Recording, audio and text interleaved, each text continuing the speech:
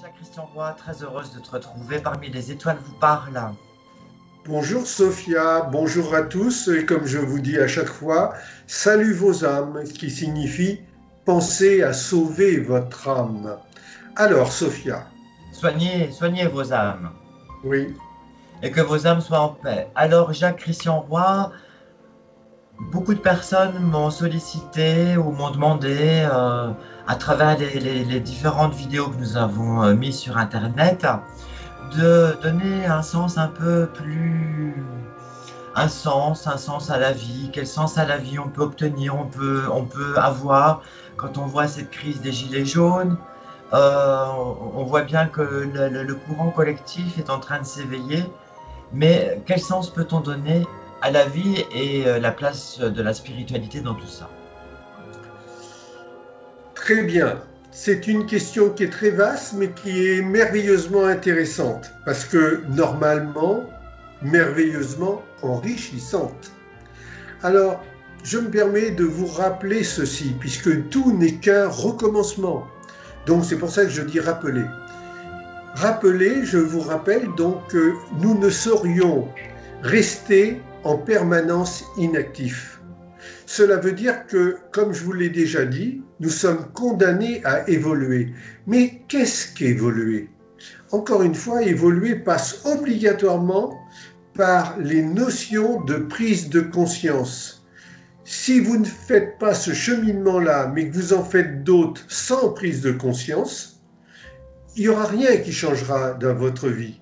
C'est comme si vous achetiez des gadgets, c'est comme si vous alliez à des séminaires, à des réunions de vente de gadgets avec des techniques, avec des systèmes, avec même des objets. Mais je regrette, un manchot ne peut pas se servir de technique, il est manchot. Est-ce que ça l'empêche d'évoluer? Non. Un aveugle peut très bien voir, ça veut dire comprendre. Voyez-vous ce que je veux dire, chers amis? Donc un aveugle peut très bien voir, ça doit vous rappeler une parabole, et en même temps, même s'il ne voit pas, cela ne l'empêche pas d'agir ou de se prendre en main. Et j'ai pas dit prendre en main, puisqu'il n'y voit rien, il ne peut rien prendre. Bon, alors à partir de là, tout ce que je dis, si vous y réfléchissez, et en toute modestie de ma part, c'est très profond. C'est beaucoup plus profond que des simples conversations qu'on écoute et puis qu'on met de côté. Revenez sur les émissions, vous comprendrez. Alors le sens de la vie, puisque nous sommes là que pour évoluer, le sens de la vie consiste à surtout ne pas traîner les pieds. Puisque quand vous dites, c'est intéressant ce que dit Jacques, le fameux Jacques a dit que c'était intéressant. D'accord, c'est bien. Mais si vous ne le faites pas, ce que je dis, ça ne vous changera rien. Et si vous le faites, par contre, vous commencerez à prendre en main votre sens de vie et à faire évoluer votre vie. Mais si vous en faites que de l'intellect de ce que je dis, ça ne vous amène rien. Et ça ne vous emmènera nulle part. Je suis désolé, je ne vends pas de gadgets, je ne vends pas de trucs, je ne vends pas de système, je ne vends pas de mantra, je ne vends rien. Donc à partir de là, à vous de comprendre que derrière les mots que vous m'entendez dire, derrière les constructions de phrases, il y a un sens. Et c'est à vous de chercher pour comprendre. Ce que je vous amène, c'est déjà immense. Je vous amène le pain et le couteau, et je vous dis comment vous en servir. Je n'instruis pas, j'éveille. J'allume les lumières pour que vous y voyez mieux. Mais si vous ne le voulez pas, passez à des marchands de couteaux, à des marchands de gadgets, à des marchands de lumière. Tout ça est bidon. Maintenant, si vous ne vous en êtes pas encore rendu compte, il est normal que vous vous fassiez escroquer. Tout ça est normal. Donc, le sens de la vie, en fin de compte, c'est commencer à prendre conscience que ce qui ne nous plaît pas, il faut le changer. Mais pour changer ce qui ne nous plaît pas, il faut se changer soi-même. Autrement dit, n'est nouveau que ce qui a été oublié. Et moi, je vous rappelle ce qui a été oublié. C'est pour ça que je dis, je n'instruis pas. Je ne peux pas vous amener quelque chose que vous n'aviez jamais entendu, ce n'est pas vrai. Je suis un esprit qui répète ce qui vous a été dit, qui répète ce qui vous a été dit, avec ma façon d'être, avec l'esprit que je suis, avec mes attitudes. Forcément, sur un petit écran, c'est nul. Si vous me voyez en réalité, vous seriez bien plus enchanté. Mais apparemment, le moment n'est pas venu. Bon, donc vous ne me voyez pas. Cependant, cherchez le sens de ce que je dis. Donc, le sens de la vie, c'est d'accepter de se remettre en cause pour arriver en finalité à s'améliorer, donc à élever son âme, et en même temps de se préparer une autre réincarnation. Parce que nous sommes tellement bas sur cette terre, nous sommes à l'école maternelle. Certains d'entre nous ne sont même pas à l'école maternelle, ils sont en pré-maternelle. Donc le sujet, c'est ni plus ni moins de s'améliorer pour rentrer dans la classe suivante, rentrer dans la classe suivante, rentrer dans les classes suivantes. Parce que le but de la vie, c'est bien de comprendre en finalité le non-attachement, la tolérance, l'acceptation, et tout cela en étant dans une forme de pédagogie par notre comportement exemplaire, notre comportement d'état d'esprit et notre comportement physique de tous les jours. État d'esprit, c'est quoi le comportement d'état d'esprit? C'est le comportement qui va montrer dans quel esprit nous sommes, c'est-à-dire nous sommes dans un état de maladie ou de mieux-être. La spiritualité, le sens de la vie, c'est pour nous guérir uniquement. C'est pour ça que de temps en temps, vous entendrez l'expression « les paroles qui guérissent ». C'est mieux que des médicaments, tout en étant un médicament, mais un médicament qui vous redonne petit à petit la force de commencer à comprendre que vous avez des potentialités immenses qui ne peuvent pas éclore parce que vous êtes sur des fausses valeurs de vie. Tout est là. Et ce n'est que ça. C'est pour ça que vous m'entendez dire souvent, mais en fin de compte, c'est très simple. Mais ce qui vous est difficile, c'est de vous remettre en cause, parce que vous êtes tellement tombé dans ce piège de l'orgueil que vous vous croyez au-dessus. Ou alors vous croyez que vous avez tout compris parce que vous m'entendez parler. Mais ce n'est pas parce que j'ai parlé et que vous avez écouté que vous avez compris. C'est quand vous mettrez en application que vous verrez si vous avez compris ou pas. Puisqu'en mettant en application ce que je vous dis, si vous n'avez pas compris, vous irez tout droit à des claques, à des calottes, à des chutes. Vous vous retrouverez par terre. Par contre, si vous avez compris, vous mettrez en application. Et au lieu de hurler comme à l'heure actuelle, par exemple ici en France, mais dans chaque pays, puisque ça tourne partout, dans chaque groupe humain, dans chaque tribu, dans chaque pays, c'est la même chose. Il y a des gens qui ne sont pas d'accord avec ce qu'ils vivent et ils hurlent. Et non seulement hurler, ils hurlent, ils sont là dans une position de hurlement, mais en plus ils détruisent des biens qui ne leur appartiennent pas, qui appartiennent à toute la communauté. Donc ils détruisent des biens de la communauté pour soi-disant le bien de la communauté. Vous voyez bien qu'on a affaire à des esprits non évolués, malades. Et ils ne perçoivent même pas d'où est la source réelle de leurs problèmes. Alors, bien sûr, ils tapent sur le tout nouveau venu, puisque c'est celui qu'ils ont devant eux. Ah ah, ça voudrait dire qu'ils se servent de leur tête que pour attraper des rhumes de cerveau? La réponse est oui. Faites-vous partie de ces gens-là? La réponse à majorité, c'est oui. Ah, je ne suis pas flatteur, hein. Mais je n'ai pas besoin de vous flatter, j'attends rien de vous. Donc, à l'inverse, quand vous acceptez de commencer à réfléchir et à vous réfléchir, c'est-à-dire à vous situer à l'intérieur de tout le groupe humain malade, eh bien à vous de vous positionner. Et dans le groupe humain malade, vous allez vous positionner vers les très malades ou alors vers les moins malades, voire vers ceux qui sont en phase de guérison. Alors vous ne serez plus dans le jugement. Quand vous serez en phase de guérison, vous ne serez plus dans le jugement. Vous constaterez, mais vous ne jeterez plus la pierre. Parce qu'il n'y a aucun être humain qui soit infaillible sur cette terre. Pourquoi ? Parce que simplement, si nous étions infaillibles, nous n'aurions plus besoin de nous réincarner pour prendre une nouvelle leçon. Donc, tout le monde est faillible, tout le monde est dans l'erreur. Donc, ne soyez plus dans le jugement. Et ça, c'est le sens de la vie. Avec en finalité d'arriver à la cité de l'univers, ce que vous appelez sottement l'université. Je dis sottement parce que être à l'université, ça vous donne un diplôme. Et alors, des sots hyper diplômés, mais il y en a plein autour de moi, il y en a plein sur la terre entière. Mais vous êtes tellement sots, j'allais dire conditionnés à vous croire supérieur, que vous ne voyez même pas que tout va très mal et que vous êtes en train de vous entretuer. Donc, puisque vous ne pouvez rien faire pour les autres, tant qu'ils ne sont pas demandeurs, vous devez créer un désir de demande. Et comment créer un désir de demande ? En étant exemplaire.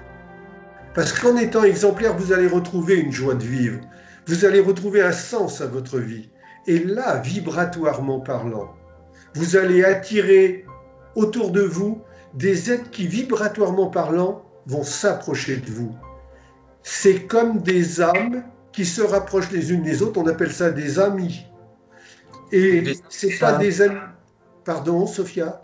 Ou des âmes sœurs. Des âmes sœurs, exactement. Et des âmes sœurs, mais potentiellement, il y en a 7 milliards autour de moi. Mais Sophia et moi et d'autres, j'ai dit Sophia d'abord parce que je connais son visage. Les autres ne connaissant pas leur visage, je me suis mis juste après Sophia. Mais Sophia et moi, nous attirons obligatoirement des gens qui nous ressemblent un petit peu. Mais ce groupe-là, il doit être grandissant. Non pas pour faire une secte. Je vous rappelle que si vous êtes dans une secte, vous avez des points de repère très faciles. Vous avez des énergies, faisons tourner les vidéos. Tout à fait. Et si vous êtes dans une secte, comme je le disais à l'instant, vous avez des points de repère très faciles pour vous en rendre compte. Là où vous avez des titres, des grades, là où on vous demande de prendre des postures, là où vous demande, c'est-à-dire posture, être assis dans telle position, ou ceci, cela, ou couché, qu'en fonction de votre façon de cirer les bottes au chef, vous passez à un stade soi-disant supérieur. Mais ça, ce sont des pièges à conditionner. Ce sont ni plus ni moins, des pièges qui vous tirent vers le bas, puisqu'ils ne vous redonnent pas votre liberté de conscience, mais qui vous font passer par des trous de serrure qui, en fin de compte, vous amenuisent, et même pire que ça, qui vous détruisent, parce que vous n'avez plus votre liberté de penser. Alors, ce que je vous propose, c'est que vibratoirement parlant, on soit de plus en plus nombreux à être dans le non-jugement, à être dans le non-attachement, que vous appelez possession, mais ça n'a pas le même sens. Le non-attachement, la tolérance, l'acceptation, mais de la pédagogie. Or, si l'on est pédagogue, on est exemplaire. Ce qui se passe à l'heure actuelle en France, ou qui s'est passé à Harlem, ou je ne sais trop où, dans le sud des États-Unis, il y a quelques mois, il y a un an et demi, 2 ans, c'est la démonstration que les êtres marchent de travers, marchent sur la tête, autrement dit, ils ont la tête en bas et non pas dans les étoiles, et à partir de là, cela crée des frustrations qui doivent être maîtrisées. Et quand elles ne sont pas maîtrisées, ces frustrations, ça devient ce que vous vivez actuellement, de la violence. Ah ah, je croyais que vous demandiez une vie meilleure. Vous êtes en train de détruire ce qui a déjà été fait au nom de soi-disant une vie meilleure. Là, je dis bonjour l'hôpital psychiatrique. Ah, faut pas dire le contraire. Je suis désolé, je ne peux pas dire autre chose. Donc le sens de la vie, c'est de chercher à s'améliorer pour avoir une vie meilleure en permanence. Et la vie meilleure, je peux vous dire qu'elle existe. J'en suis un exemple type. Plus l'on fait un cheminement d'élévation de son âme, plus l'on a des cadeaux magnifiques de la vie. Les cadeaux magnifiques, c'est par exemple des cadeaux aussi bien spirituels, autrement dit d'esprit, autrement dit de compréhension, que des cadeaux matériels. Parce qu'il est logique que quelqu'un qui ait des compréhensions soit plus rémunéré que quelqu'un qui comprend rien. Tout le monde recherche des esprits plus évolués que moins évolués. Tout le monde recherche la lumière. Et la lumière, c'est un esprit qui est plus éveillé, et non pas qui, avec des grands sourires et une voix gentille comme ça, vous fait, en fin de compte, vous prend dans ses tentacules et fabrique une petite secte sans que vous vous en rendiez compte, qui va devenir, celui qui est à la tête, il l'espère en tout cas, une plus grande secte. Mais ils s'en défendent. C'est normal. Donc pas de position, pas de grade, pas de titre, pas de vêtements spéciaux. C'est bidon tout ça. Ça vous empêche d'évoluer. Ce que je dis peut faire dresser les cheveux sur la tête. Tant mieux, c'est signe au moins que vous avez encore des cheveux. C'est tout ce que je peux vous dire. Oui, parce qu'en ce moment, la politique de Macron a plutôt tendance à nous épiler, mais à un moment donné, on n'épile pas un chauve, hein. Bon, alors en l'occurrence, ce cheminement nous amène à terme à être dans la cité de l'univers, une cité d'esprit où l'on a tous la même façon de penser. Et c'est là qu'on comprend que ceux qui dorment, autrement dit ceux qui ne sont pas éveillés du tout, ceux qui dorment, vivent tous dans des mondes différents. C'est pour ça qu'ils ne se reconnaissent même pas entre eux. Ils sont entre eux pour quelque chose, et le lendemain, ils sont contre les uns les autres parce qu'ils ne sont plus d'accord. C'est ça, vivre dans des mondes différents. Alors que des êtres éveillés, eux, vivent tous dans le même monde. Ils sont donc dans le non-jugement, le non-attachement, la tolérance, l'acceptation et la pédagogie. Donc ils ont un but commun et ils ne jugent personne. Ils constatent, ils s'approchent de ceux qui sont mieux, ils s'éloignent de ceux qui sont moins bien, mais c'est là leur cheminement. Pour arriver en finalité à la cité de l'univers, donc là où l'on va agir tous en même temps, on a déjà commencé, c'est ce que j'appelle une nouvelle religion et non pas un système religieux. Une nouvelle religion où il n'y a pas de grade, il n'y a pas de titre, il n'y a pas de position, mais où nous sommes conscients que nous devons de nous respecter, que chaque se doivent de se respecter afin de mieux comprendre qu'ils doivent respecter autrui. Quand on est tous sur ce cheminement-là, on s'éveille de plus en plus. C'est ça une nouvelle religion. Oui. Se respecter, se libérer aussi justement de tout ce qu'on nous a appris, de tout ce qu'on nous a inculqué. Il faut un peu se déformater de toute cette éducation qu'on nous a inculquée.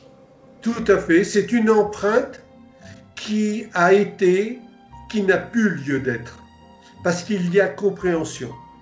Alors, cette compréhension, bien, c'est pas pour faire plaisir à Sophia ce que je vais dire, mais cette compréhension, on peut même la vérifier, cette évolution de compréhension, on peut même la vérifier par l'astrologie. L'histoire d'une Sud et d'une Nord, l'histoire de Chiron, etc., etc. Voyez une astrologue, Sophia. Bon, il y en a d'autres, mais il y en a immensément parmi. Alors, ça s'écrit Chiron, mais ça se prononce Chiron. Bon, donc vous avez compris. Dorénavant, pour évoluer, je vais parler français. Donc je vais vous parler de Chiron. C'est pas vrai, mais Sophia vous en parlera. Bon, alors à partir de là, donc, toute cette évolution vous mène vers la cité de l'univers, ce que vous appelez l'université, et après, vous n'avez plus besoin de revenir dans la matière. Après, nous restons à l'échelon d'esprit qu'on appelle de force pensée. Je bien dis le mot force. Une force pensée, une forte pensée. C'est-à-dire que nous sommes à l'échelle monade. Voilà. Monade. Tout à fait. Nous ne sommes que esprits.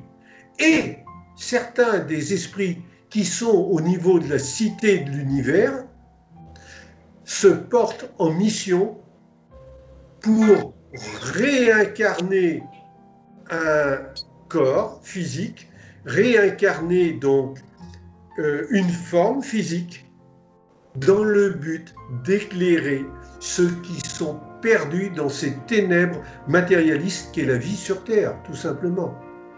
Cela veut dire que le haut descend vers le bas quand le bas a accepté de s'élever. C'est-à-dire que dans l'ordre, c'est on doit accepter de s'élever, et c'est en s'élevant que le monde de l'invisible vient vers nous, autrement dit que l'esprit vient vers nous. Mais pour ça, encore une fois, il faut être dans le non-attachement. Et quand je dis le non-attachement, cela veut dire qu'au niveau des esprits, il ne s'agit surtout de ne pas appeler Dupont ou Durand pour venir à votre aide. Demandez simplement à vouloir vous améliorer. Mais rien qu'en demandant à vouloir vous améliorer, ça montre que vous êtes sur le désir d'une amélioration. Rien que cela fait que vous avez fait le premier pas. Et le premier pas, c'est la moitié de l'ensemble. Et quand vous comprenez ça, eh bien vous comprenez que la vie a un sens.